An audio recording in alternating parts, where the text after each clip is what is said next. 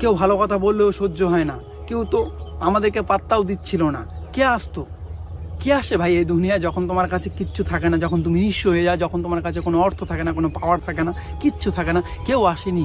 কিন্তু কিছু লোক যারা অনেক ভালো, আমার মনে আছে, তাদের জন্য জীবনে কিছু করব। তারা পাশে ছিল, এখনো পাশে আছে, এখনো আমাকে উৎসাহ দেয়। থ্যাংক ইউ তাদেরকে। দাদার সেই কঠিন অসুখ আমাদেরকে আরো দুর্বল করে দেয়।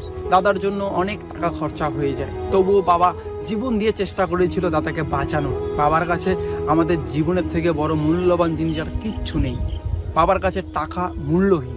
আজকে আমি অনেক টাকা আর্ন করি, অনেক ইনকাম করি, কিন্তু বাবার কাছে এই জিনিসটা কখনোই কখনোই কখনোই মূল্যবান নয়।